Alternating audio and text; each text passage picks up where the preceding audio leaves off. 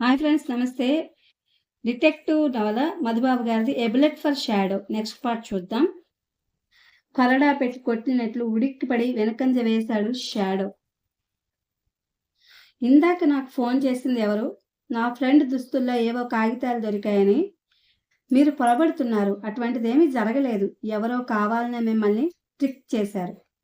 అతని మాటలు పూర్తి కాకముందే గిర్రున వెనక్కి తిరిగి బయటకు పరుగు తీశాడు షాడో. అప్పుడే కదలబోతున్నది అతను వచ్చిన టాక్సీ. 2 అంగాల్లో దాన్ని సమీపించి ఫ్రంట్ సీట్లోకి దూకుతూ హోటల్ అడ్రస్ చెప్పాడు. ఈసారి 5 నిమిషాల్లో బయలుదేరిన ప్రదేశాన్ని చేరుకుంది టాక్సీ. అది ఆగకముందే వాలెట్ తెరిచి ఒక నోటును డ్రైవర్ మీదకి విసిరాడు షాడో. డోర్ తెరుచుకుని క్రిందికి దూకి సరాసరి తన ఒంటె కట్టేసి ఉన్న ఖాళీ స్థలంలోకి పరుగు తీశాడు. యథార్థం అయింది అతని అనుమానం. తీరికగా పడుకుని హ్యాపీగా విశ్రాంతి తీసుకుంటూ ఉండాల్సిన అతని ముసలి ఒంటె మాయమైపోయింది అక్కడి నుంచి. పిడికిళ్ళు బిగించి పళ్ళు కొరుకుతూ హోటల్లోకి వచ్చిన షాడోను చూసి ఆదుర్దాగా కుర్చీ నుంచి లేచాడు హోటల్ ఓనర్. టర్నర్ అనే రైటర్ నీకు తెలుసా? అతను ఇదే హోటల్లో బస చేశాడా ప్రశ్నించాడు షాడో. అతనా? ఆఫ్రికా వాతావరణం పెట్టి నవల రాస్తానని 4 రోజుల నుంచి మా ప్రాణాలు తీస్తున్న ఇంగ్లీష్ లేసెస్తులే కదా. పై అంతస్తులో 32వ రూమ్. గబగబా అన్నాడు హోటల్ ఓనర్. వెంటనే మెట్ల వైపు పరుగు తీశాడు షాడో. మెట్లెక్కి అతని పై అంతస్తులో అడుగు పెడుతుండగానే నవ్వుతూ ఎదురయ్యాడు టర్నర్. వెల్ మిస్టర్ రాజు, మీ కథ నాకు చెప్పాలని నిర్ణయించుకున్నారా అన్నాడు. అంతకుముందు దెబ్బలు తిన్న సంగతి అసలు జ్ఞాపకం లేనట్లు తమాయించుకున్నాడు షాడో. హృదయాన్ని ఆవరించుకున్న కోపాన్ని అతి ప్రయత్నం మీద అణిచిపెట్టుకుని చిరునవ్వు నవ్వాడు. మీరు నాతో కోఆపరేట్ చేయడం చాలా బాగుంటుంది మిస్టర్ రాజు. నా మాట వినకపోతే లేనిపోని చిక్కులు ఎదురు కావచ్చు. అతని మనసులో చెలరేగుతున్న భావాలను గ్రహించలేక హ్యాపీగా అన్నాడు Turner. You are correct my friend. మిమ్మల్ని అనవసరంగా కొట్టినందుకు ఫలితం వెంటనే కనిపించింది.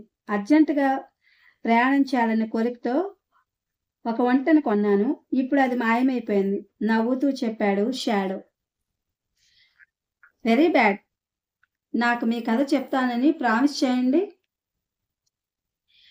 మీకు ఇంకో ఒంటెను చూసి పెడతాను. దానికి ఒకే ఒక్క కన్ను ఉంటుందా? తోక సగం తెగిపోయి కనిపిస్తుందా అడిగాడు షాడో. వస్తున్న నవ్వుని బిగబట్టుకుంటూ తల ఊపాడు టర్నర్. ఆల్ రైట్, ముందు ఒంటెను చూపించు, తర్వాత నా కథ నీకు తెలుస్తుంది. ప్రామిస్? Yes promise. కులాసాగా విజిల్ వేస్తూ మెట్లు దిగి హోటల్ బయటకు దారి తీశాడు టర్నర్. ఒక వీధిని క్రాస్ చేసి పెద్ద ఖాళీ స్థలంలోకి షాడోని తీసుకుపోయాడు. ఆ ఖాళీ స్థలంలోని ఒక చెట్టు ఉంది. క్రింద పడుకుని నోటి దగ్గరగా ఉన్న గడ్డి పరకల్ని కొరుకుతూ బాగా ఉన్న కంటిని తెరిచి సీరియస్ గా షాడో వంక చూసింది అతని ముసలి ఒంటె. కుడి చేతిని ప్యాంటు కేసి రాచి పిడికిలు బిగించాడు షాడో.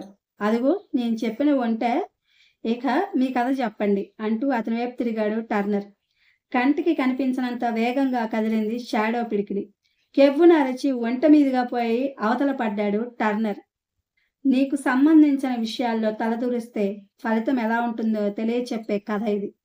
మంచి క్యారెక్టర్లను పెట్టి చక్కటి భాషను ఉపయోగించి అందరికీ నచ్చేలా వ్రాసుకో. గుడ్ బై మై ఫ్రెండ్ అంటూ లాగిపెట్టి ఒంటని తన్నాడు షాడో. గుండెలు అదిరేలా శబ్దం చేస్తూ లేచింది అది. చెట్టుకు కట్టు ఉన్న త్రాటిని తెంపుకుని అతి వేగంగా పరుగు ప్రారంభించింది. ఎగిరి దాని మూపురాల మీద కూర్చున్నాడు షాడో. క్రింద పడిన టర్నర్ లేచి నిలబడేలోగా ఖాళీ స్థలాన్ని క్రాస్ చేసి ఎడారి వైపు ప్రయాణం ప్రారంభించాడు. చూస్తుండగానే పడమటి తీసుకుపోయి కంటికి ముందు నుంచి మాయమైపోయాడు సూర్యుడు. వెంటనే విపరీతమైన మార్పు వచ్చింది. ఎడారి వాతావరణంలో పగలంతా సెగలు పొగలు క్రక్కిన ఇసుక దిబ్బల్ని ఎముకలు కొరికే చలిగాలులు ఆలింగనం చేసుకోవడం ప్రారంభించాయి. పగలంతా కలుగు క్రింద ఇసుక గుట్టల వెనుక దాచుకున్న ఎడారి జీవులన్నీ ఒకటిగా బయటకు రావడం ప్రారంభించాయి. పెద్ద పెద్ద అడుగులతో అతివేగంగా ప్రయాణిస్తున్నది షాడో అధిరోహించి ఉన్నటువంటి ఒంటె. ఉన్నట్టుండి దాని దారికి అడ్డొచ్చింది 12 అడుగుల పొడవున్న ఎడారి త్రాచు.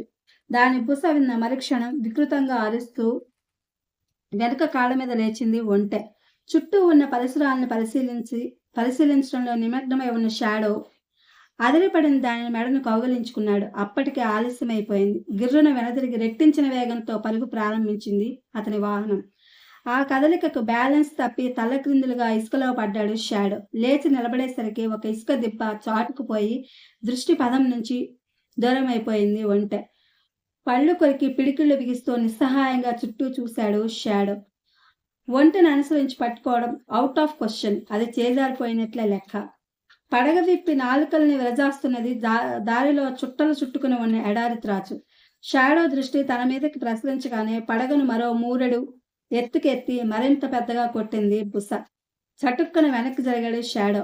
All right you bloody bastard. ఈసారికి గెలుపు నీదే అనుకుంటూ దారి మార్చుకుని ముందుకు అడుగులేశాడు. వేగంగా నడవడం ప్రారంభించాయి అతని రిస్ట్ వాచిలోని ముళ్ళు. అంతకన్నా వేగంగా కదిలింది కాలం. అర్ధరాత్రి అవుతుండగా ఇసుక దిబ్బల మధ్య అడుగులు వేస్తున్న షాడో కంటి ముందు ప్రత్యక్షమయ్యాయి పర్వతాల మాదిరి ఎత్తుగా ఉన్న తలలు. ఇది friends, a bullet for Shadow written by Madhubabu garu. Thank you for watching.